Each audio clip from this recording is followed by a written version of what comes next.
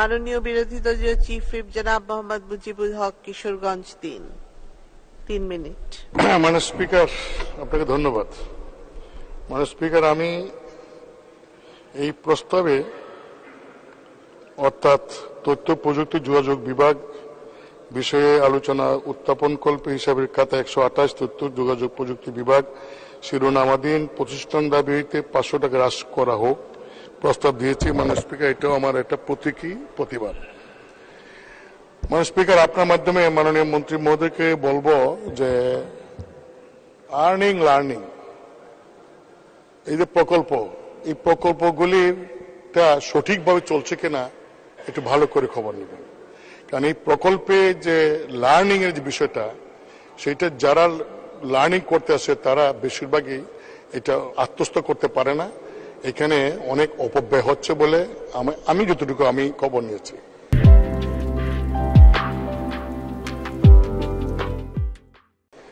তারপরে বিভিন্ন শিক্ষা প্রতিষ্ঠানে আপনাদের উদ্যোগ ভালো, যে শিক্ষা প্রতিষ্ঠানে কম্পিউটার ল্যাব দিয়েছেন, কিন্তু অনেক শিক্ষা প্রতিষ্ঠানে কম্পিউটার ল্যাব দেওয়ার পরে এটার ফলো আপ না থাকায় অনেক জায়গায় কম্পিউটার ল্যাবগুলি চলছে না, অনেক জায়গায় অব্যবহৃত হয়ে আসছে। এই সমস্ত বিষয়গুলি যদি দেখেন, কারণ আপনি একজন স্মার্ট মিনিস্টার, স্মার্টলি চলেন এবং স্মার্টলি দেন না। তথ্য প্রযুক্তির উন্নয়নের কারণে বাংলাদেশ ব্যাংক থেকে কোটি কোটি ডলার চলে গেছে এবং শুনলাম 2-3 দিন আগে যে এই ইয়েতে সত্যমিত জানি না, মানে স্পিকার, পত্রিকার তথ্য পেলাম যে আমাদের আমেরিকাতে যে আমাদের এম্বাসি, সেখান থেকে স্মার্টলি এই কয়েক হাজার ডলার নাকি সেখান থেকে চলে গেছে, কয়েক মিলিয়ন ডলার। কত মারাত্মক কথা! আমাদের এম্বাসি যেখানে সেই আমেরিকাতে স্মার্ট দেশে, সেখান থেকে এটা পত্রিকার খবর, সত্য মিথ্যা মাননীয় মন্ত্রী মহোদয় জানি কিনা আমি জানি না।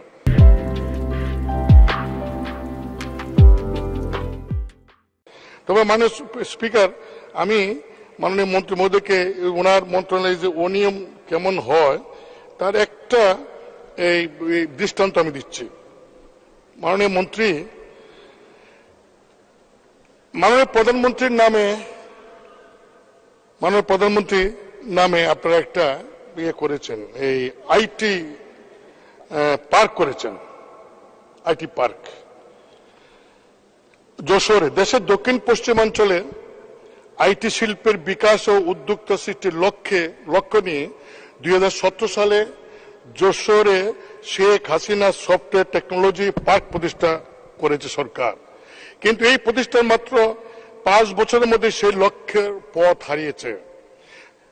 26 জানুয়ারি পার্কটির ব্যবস্থাপনার দায়িত্বে থাকা কোম্পানি টেকসিটি বাণিজ্যিক উদ্দেশ্যে পার্কে একটি 3 স্টার হোটেল অ্যান্ড রিসোর্ট তৈরি করেন। সংশ্লিষ্ট অভিযোগ, এই পদক্ষেপ আইটি পার্কের ব্যবসায়িক পরিবেশকে নষ্ট করবে, উদ্যোক্তাদের সেখানে বিনিয়োগ করতে নিরুৎসাহিত করবে। আইটি পার্কের এক উদ্যোক্তার নাম প্রকাশ না করার শর্তে দ্য বিজনেস স্ট্যান্ডার্ডকে বলেন, আমরা এখানে আইটি ব্যবসার জন্য এসেছি, এখানে শুধু আইটির লোকই থাকা উচিত, কিন্তু কর্তৃপক্ষ হোটেল অ্যান্ড রিসোর্ট খুলেছে, এখন উদ্যোক্তাদের পার্ক ছেড়ে যাওয়ার উপায় নাই। টেকসিটি তৃতীয় পক্ষ পার্কটি পরিচালনা করছে, এখানে কে থাকলো বা কে থাকলো না সেটা নিয়ে ওদের কোনো মাথা ব্যথা নাই। সরকার যদি পার্কটি সরকার নিয়ন্ত্রণ নেয়, তাহলে যে উদ্দেশ্যে এটি তৈরি করা হয়েছিল তা বাস্তবায়িত হওয়া সম্ভব। এদিকে টেকসিটি কর্মকর্তারা বলেন তারা তাদের ক্ষতি পুষিয়ে নিতে খান প্রপার্টিজের সঙ্গে অংশীদারিত্বের ভিত্তিতে আইসিটি পার্কের ডরমিটরিকে হোটেল অ্যান্ড রিসোর্টে রূপান্তরিত করেন এবং আইটি পার্ক প্রাঙ্গণে লেকের পাশে সেই রিসোর্টের অংশ নির্মাণ করা হবে। টেকসিটি সিও হারুন রশিদ বলেন, আমরা পার্কটি বিদেশি ও স্থানীয় বিনিয়োগকারীদের জন্য আরো উপযোগী করে তুলতে হোটেল অ্যান্ড রিসোর্ট নির্মাণ করছি। বাংলাদেশ হাইটেক পার্ক কর্তৃপক্ষের ব্যবস্থাপনা পরিচালক বিকর্ণ কুমার ঘোষ বলেন, আমরা এই পার্কে একটি চমৎকার রিসোর্ট করতে চাই। এখানকার লেকটি সৌন্দর্য আরো বাড়ানো হবে, লেকে স্পিড বোট থাকবে, এতে সমস্যা হওয়ার কথা নয়। এটা হলো যারা তৈরি হচ্ছে তাদের কথা। মাননীয় স্পিকার, আইসিটি পার্কে হোটেল অ্যান্ড রিসোর্ট নির্মাণের সিদ্ধান্তের সমালোচনা করেছেন দেশের তথ্য বিশেষজ্ঞ শিক্ষাবিদরা। তারা বলছেন এটি প্রধানমন্ত্রী ডিজিটাল বাংলাদেশের স্বপ্নকে বাস্তবায়ন করবে। এভো টেকনোলজির CEO Khalid Saifullah the business টাইমকে বলেন দেশের অনেক বিনিয়োগকারী এই পার্কে তাদের ব্যবসা চালাচ্ছেন, এটি তাদের জন্য খারাপ খবর। এটি দেশের প্রথম সফটওয়্যার প্রযুক্তি পার্ক। এই পার্কে যদি হোটেল অ্যান্ড রিসোর্টে পরিণত হয় তাহলে সেটা অবশ্যই একটা বড় ভুল হবে। আইসিটি পার্ক প্রতিষ্ঠার সঙ্গে সংশ্লিষ্ট ছিলেন সাবেক শিক্ষা সচিব নজরুল ইসলাম খান। তিনি বলেন আইসিটি পার্কটি বিয়ের অনুষ্ঠানে আয়োজনে ব্যবহার করা হচ্ছে, এটা খুবই দুঃখজনক। এখানে হোটেল অ্যান্ড রিসোর্ট চালু করাও গ্রহণযোগ্য নয়। যশোরের বিজ্ঞান ও প্রযুক্তি বিশ্ববিদ্যালয়ের উপাচার্য অধ্যাপক আনোয়ার হোসেন বলেন প্রধানমন্ত্রী নামানুসারে এটি দেশের প্রথম সফটওয়্যার টেকনোলজি পার্ক। তথ্য প্রযুক্তি খাতের উন্নয়নে একটি আইটি পার্ক হিসাবেই থাকা উচিত। স্পিকার, পার্ক কর্তৃপক্ষ এখন আইসিটি উদ্যোক্তাদের জন্য বিনিয়োগ বান্ধব পরিবেশ তৈরির চেয়ে জন্মদিন সহ নানা সামাজিক অনুষ্ঠান আয়োজনের জন্য ব্যস্ত রয়েছেন। ফলে ইতিমধ্যে অনেক উদ্যোক্তা পার্ক ছেড়ে চলে গেছেন এবং যারা এখন আছেন তারাও থাকতে হিমশিম খাচ্ছেন। নাম প্রকাশ না করার শর্তে এই উদ্যোক্তা বলেন পার্কের ক্যাফেটেরিয়া অডিটোরিয়াম রয়েছে, এর বেশিরভাগ সময় প্রযুক্তি সম্পর্কে সেমিনারের চেয়ে বিয়ের অনুষ্ঠানের এবং সামাজিক অনুষ্ঠানের আয়োজন করা হয়। পার্কটি বিদেশিদের আকৃষ্ট করতে পুরোপুরি ব্যর্থ হয়েছে। অথচ এই পার্ক প্রতিষ্ঠা অন্যতম উদ্দেশ্য ছিল এটি। একটি মাত্র বিদেশি কোম্পানি এখানে বিনিয়োগ করেছিল, গত বছর সেই কোম্পানি পার্ক চলে গেছে।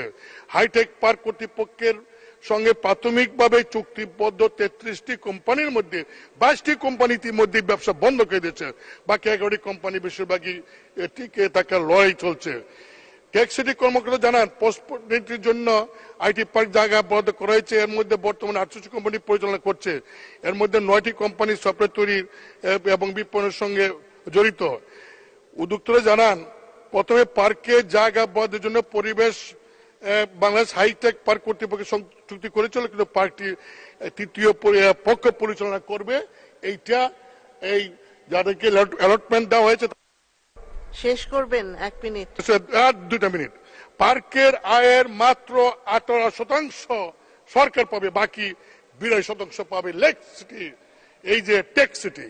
মাননীয় মন্ত্রী, প্রধানমন্ত্রীর নামে আপনাদের পার্ক করছেন আইটি পার্ক, সেখানে হোটেল ম্যানেজমেন্ট, বিয়ের অনুষ্ঠান হবে, সামাজিক অনুষ্ঠান হবে, এটা কি করে হয়?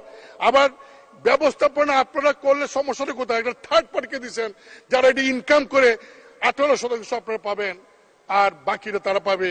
এই জিনিসটা আমি তো মনে করি সত্যি হয়ে থাকে তাহলে মাননীয় প্রধানমন্ত্রীর নামটা ব্যবহার করে আপনারা অপমান করেছেন।